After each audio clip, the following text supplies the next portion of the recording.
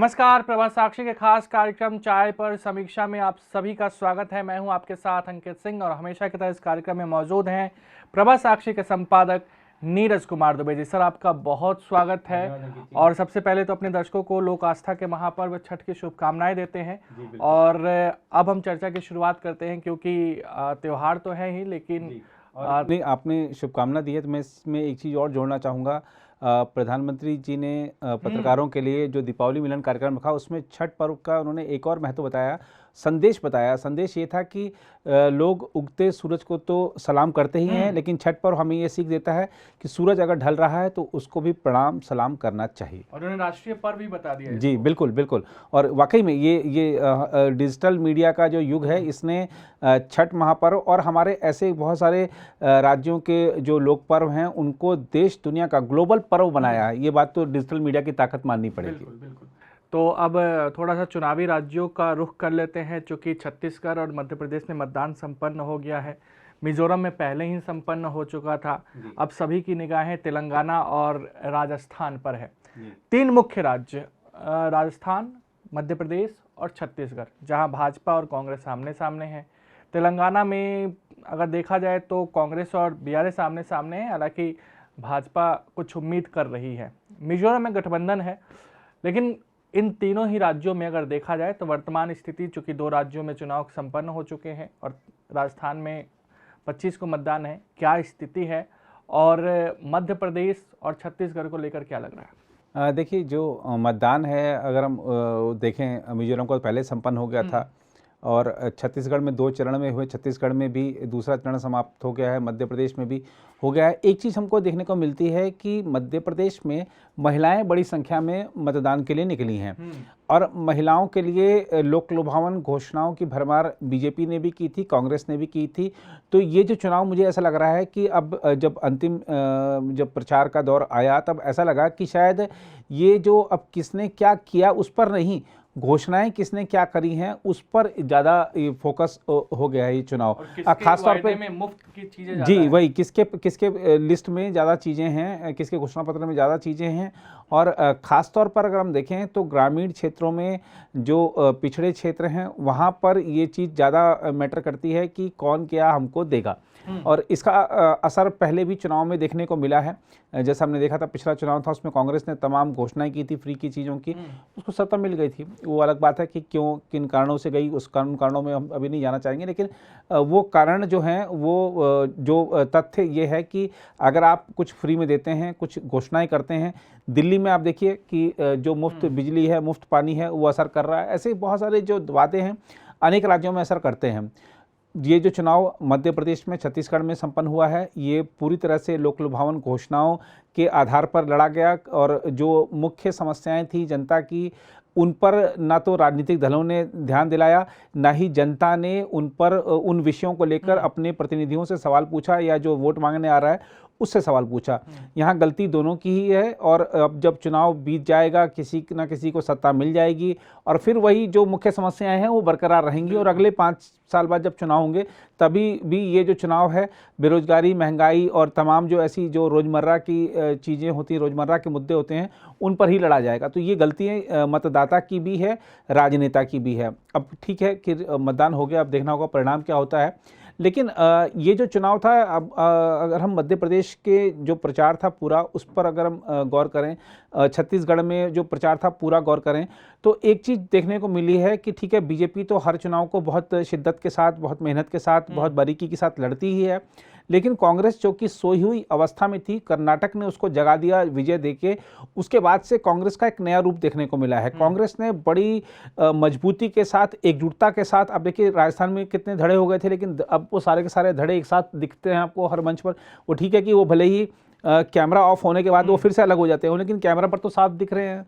तो वो पूरी की पूरी एकजुटता के साथ कांग्रेस चुनाव लड़ रही है। राजस्थान में भी, मध्य प्रदेश में भी, छत्तीसगढ़ में भी, तेलंगाना में भी पूरी जान लगा रखी है। और मिजोरम में खुद राहुल गांधी जाके प्रचार करके आए थे।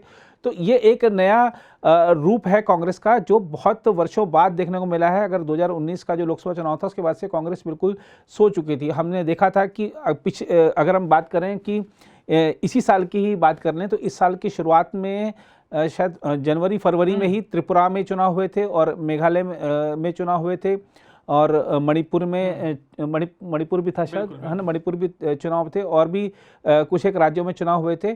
तो कांग्रेस ने बिल्कुल उसमें रुचि ही नहीं दिखाई थी। कांग्रेस के एक नेता ने, ये बड़े नेता ने कह दिया था कि ये तो छोटे राज्यों के चुनाव हैं। तो हमने भी सवाल किया था कि बड़े राज्यों में आप बचे नहीं हैं, छोटे राज्यों को आप छोटे राज्य कह देते हैं, तो आप हो कहाँ पे। लेकिन उसके बाद जब अप्रैल मई में कर्नाटक में चुनाव हुए, कांग्रेस का एक नया रूप दिखा, कांग्रेस को जीत मिली। उसके बाद से कांग्रेस ने एक विपक्षी गठबंधन राष्ट्रीय स्तर पर बनाने की कवायद शुरू की। वो कवायद कितना रंग लाएगी एक अलग विषय है, लेकिन कांग्रेस ने अब अपना नया रूप दिखाया है। खासतौर पर भारत जोड़ो यात्रा के बाद से राहुल गांधी का भी एक कह सकते हैं कि मैच्योर लुक आया है सामने, और वो ऐसे विषयों को उठा रहे हैं जो कि अब तक कांग्रेस के एजेंडा में नहीं होते थे।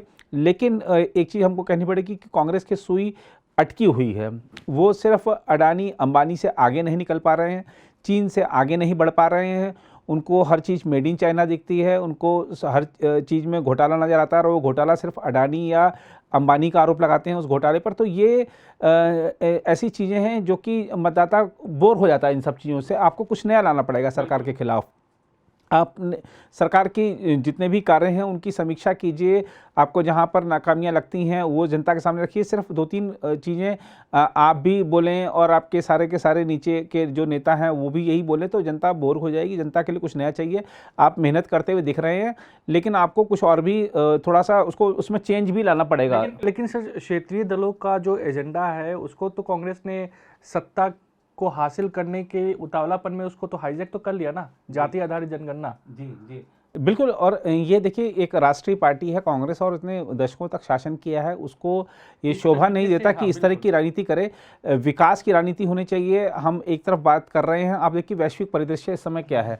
उस वैश्विक परिदृश्य में जितनी ग्लोबल रेटिंग एजेंसियां हैं या जितनी भी आर्थिक एजेंसियां हैं, सब भारत के लिए सकारात्मक बातें कर रहे हैं, भारत के भविष्य के बारे में सकारात्मक प्रतिक्रियाएं दे रहे हैं, रेटिंग दे रहे हैं। और हम विकसित भारत 2047 तक हमको बनना है, ये संकल्प, ये लक्ष्य हर भारतीय का है। हम उस दिशा में आगे बढ़ रहे हैं। आप बात कर रहे हैं जातीय जनगणना की, आप हमको पीछे ले जा रहे हैं 50 साल पहले। तो हम यहाँ पर हैं, हमको वहाँ जाना है, हमको पीछे नहीं जाना है। तो ये जो पार्टियां पीछे ले जाना चाहती हैं, यानी कि वो सिर्फ, जैसा आपने सही कहा कि वो सिर्फ सत्ता हासिल करने के लिए सब कर रही हैं, ये गलत चीज़ है। और खासतौर पर जब कांग्रेस को वो जो आज़ादी की हाँ बिल्कुल, आज़ादी के आंदोलन में उसका बड़ा योगदान था और इतने सालों तक उसने शासन किया और हमारे कई सारे संविधान जो संस्थान हैं उनकी नींव उसने रखी है। तो कांग्रेस हर चीज़ को भलीभांति जानती है और क्यों उसका वर्तमान जो नेतृत्व है वो सही दिशा में नहीं जा रहा है, ये एक समझ से परे वाली बात है। भाजपा भी मानती है कि कांग्रेस में सबसे ज़्यादा इंटेलेक्चुअल्स और वकील हैं। जी हाँ बिल्कुल, और प्रधानमंत्री जी ने खुद बात कही है और इसमें कहीं कोई सवाल ही नहीं है कि कोई इसको नकार नहीं सकता कि कांग्रेस ने बहुत सारे हमारे जो आज हमारे संस्थान हैं, बड़े बड़े संस्थान जो तरक्की कर रहे हैं, देश की तरक्की को में हाथ बटा रहे हैं, उसकी नींव कांग्रेस ने रखी।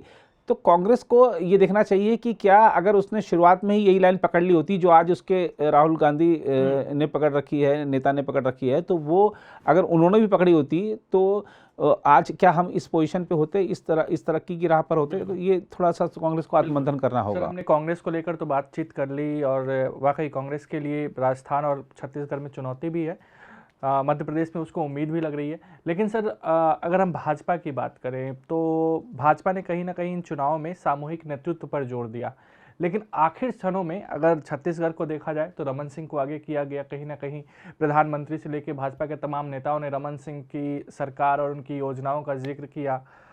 मध्य प्रदेश में भी यही देखने को मिला। वसुंधरा को भी राजस्थान में आगे किया गया। अब किन परिस्थितियों में किया गया, तो आपको क्या लगता है कि आखिर इन नेताओं को, क्षेत्रीय नेताओं को आगे क्यों किया गया? और भाजपा के अगर चुनाव प्रचार को देखें तो उसमें राम मंदिर और आतंकवाद के अलावा क्षेत्रीय मुद्दों को उठाया गया है। उसमें बिजली, पानी, तमाम मुद्दे हैं, लेकिन राष्ट्रीय मुद्दों को कम, क्षेत्रीय मुद्दों पर ज़्यादा ध्यान दिया गया, जो कर्नाटक में मिसिंग था। जी बिल्कुल सही कह रहे हैं आप। और वो कर्नाटक में जो मिसिंग था उसका खामियाजा भुगतना पड़ा उनको। और इसीलिए अगर हम राजस्थान में बीजेपी का संकल्प पत्र देखें तो उसमें महिला सुरक्षा और महिलाओं के सशक्तिकरण को लेकर तमाम तरह के वादे हैं। और ये दिखाता है कि क्योंकि आप देखिए कि बहुत सारे आंकड़े NCRB के जो आंकड़े हैं वो, या और भी जो आंकड़े हैं वो दिखा रहे हैं कि महिलाओं पर अत्याचार के मामले में, महिलाओं के खिलाफ अपराध के मामले में राजस्थान काफ़ी बदनाम रहा है। हाल के वर्षों में अगर हम देखें तो सबसे आगे रहा है। तो इस स्थिति से राजस्थान को निकालना है, उसके लिए संकल्प पत्र में वादे किए गए हैं। क्षेत्रीय मुद्दों को आधार बनाया गया है। महंगाई, अगर बात कर रहे हैं राजस्थान के मुख्यमंत्री की भाई हम महंगाई से राहत दे रहे हैं, कुछ उन्होंने स्कीमें भी लागू की हैं, लेकिन वो ये भूल गए कि पूरे देश में जो पेट्रोल डीजल पे सबसे ज़्यादा वैट लेते हैं उनमें राजस्थान शामिल है। तो एक हाथ से आप जनता से ले रहे हैं, दूसरे हाथ से दे रहे हैं, तो ये कोई आप बहुत बड़ा काम नहीं कर रहे हैं आप, ये सिर्फ एक चुनावी राजनीति का एक तरीका है। अच्छा, अगर आप बात करते हैं छत्तीसगढ़ की, क्योंकि उनको रमन सिंह को आगे किया गया, वहाँ वसुंधरा राजे को आगे किया गया, तो ये सब बहुत सारे ऐसे फीडबैक होते हैं रोज की राजनीतिक दलों को मिलते हैं अपने क्षेत्रीय स्तर पर, स्टेट लेवल पर, राष्ट्रीय स्तर पर, कि कौन सा समीकरण कौन से चरण में काम करने वाला है। अब आपने ये 4-5 चीज़ें आजमा ली, अब आपको इसको भी इस समय सामने लाना है, इस विषय को, ताकि जनता को लगे कि बहुत सारे मुद्दों को, मान लीजिए आपने 10 चीज़ें उठाई हैं, 8 चीज़ों पर जनता आपको फीडबैक आया कि आई एग्री है, लेकिन अभी थोड़ी सी नाराज़गी उस नेता के समर्थकों में है, आप उसको भी आगे ले आए तो 9 चीज़ें आपके पक्ष में चली गई हैं। ऐसे ही मतदान से एक दिन पहले कोई 10वीं चीज़ होगी, उसको आगे लाया जाता। तो ऐसे बहुत सारी चीज़ें होती हैं जो कि तमाम जो राजनीतिक दल हैं उनके नेता कार्यकर्ता जो प्रचारक होते हैं, वो क्षेत्र में काम कर रहे होते हैं, वो अपने संगठन को फीडबैक देते हैं, संगठन नेताओं को फीडबैक देता है, उसके आधार पर सब निर्णय लिए जाते हैं। तो मुझे लगता है कि यही सब चीज़ें वहाँ पे वसुंधरा राजे और रमन सिंह के लिए काम कर गई हैं। लेकिन एक चीज़ हमको देखनी होगी, कि एक चीज़ माननी पड़ेगी कि चाहे छत्तीसगढ़ की बात हो, चाहे राजस्थान की बात हो, तो वसुंधरा राजे के सामने और रमन सिंह के सामने सभी नेताओं के पास 5 साल छूट थी कि आप उनसे बड़ा निबंध कर दिखाएं, ऐसा कोई नहीं कर पाया। तो ये भी एक बड़ा कारण है कि चेहरा भी बड़ा होना चाहिए चुनाव जिताने के लिए।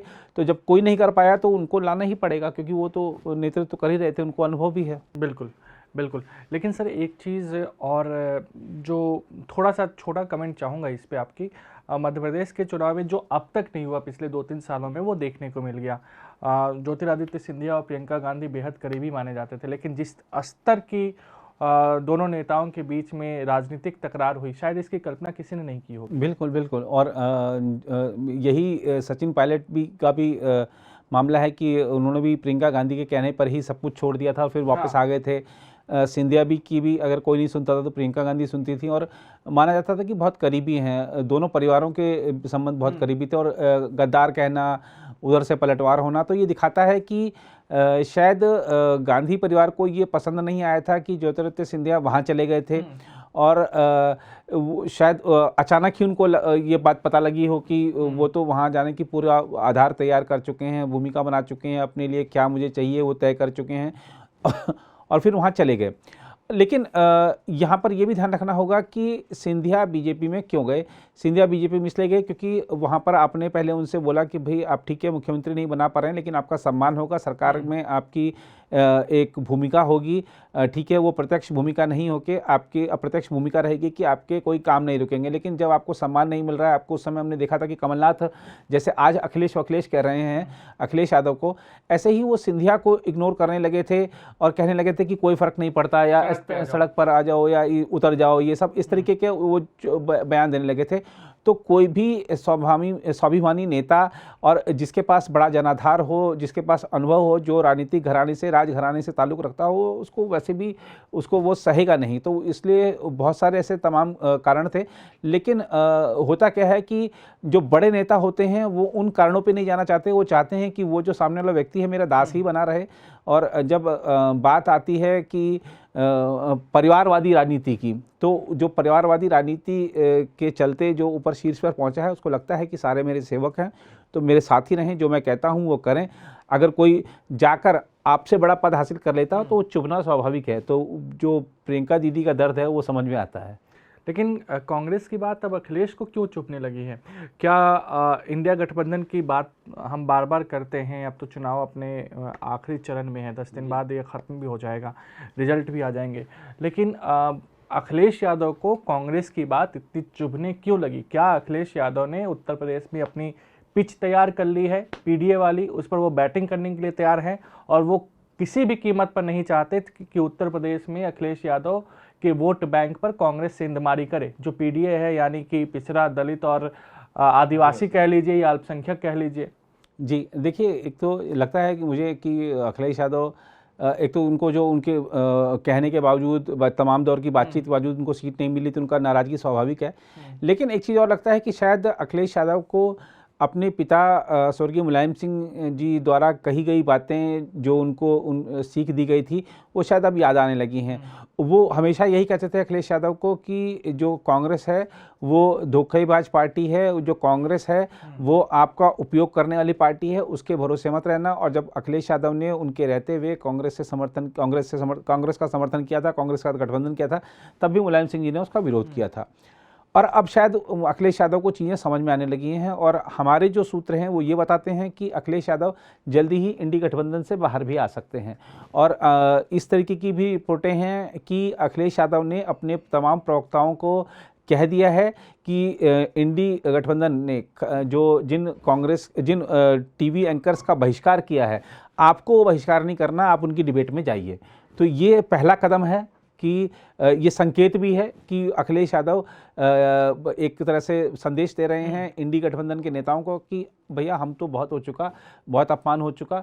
और जिस तरह से अजय राय जिनका कोई आधार नहीं है, जिनका कोई जनाधार नहीं है, वो तमाम तरह से अखिलेश यादव पर हमले कर रहे हैं, तो वो सहन नहीं करेंगे समाजवादी पार्टी के अध्यक्ष। तो वो मुझे लगता है कि इंडी गठबंधन से बाहर आ सकते हैं और ये कदम उन्होंने पहला जो उठाया है, जो कि हमारे सूत्र बताते हैं कि उन्होंने अपने प्रवक्ताओं को निर्देश दिया है कि आप उन एंकरों के डिबेट में जाइए। बिल्कुल, शायद अजय राय अभी तक ये समझ नहीं पाए कि वो एबीपी के कार्यकर्ता हैं कि कांग्रेस में है, इसलिए शायद ऐसा कर रहे होंगे। लेकिन कहीं ना कहीं sir OBC vote bank Bihar और उत्तर प्रदेश की राजनीति में बहुत मायने रखता है। तभी तो बिहार में यदुवंशीय समाज को लुभाने के लिए भाजपा ने बड़ा सम्मेलन कर दिया। लालू यादव ने भी कर दिया और ये भी कह दिया कि अपनी पत्नी को अगर मुख्यमंत्री नहीं बनाता तो क्या नित्यानंद राय। तो इस तरह की चीज़ें हो रही हैं सर। जी, वही आप जो अभी हम शुरू में चर्चा कर रहे थे कि जैसे अब चुनाव आएंगे तो जाति की, उपजाति की, समाज की, धर्म की, इस तरह के सम्मेलन होंगे ही होंगे। और ये जो पार्टियां कहती हैं कि हमारी जाति भारतीय है सिर्फ, ये सब पार्टियां आप देख रहे हैं कि जाति सम्मेलन, कभी ब्राह्मण सम्मेलन आपको दिखेगा, कभी अनुसूचित जाति सम्मेलन दिखेगा, कभी आपको वैश्य सम्मेलन दिखेगा। ये सब नेता उसमें जाएंगे और उन समाजों के आराध्य के जय जयकार भी करेंगे। तो ये चुनावी राजनीति है और ठीक है, सभी को अधिकार है अपने समाज का सम्मेलन करने का।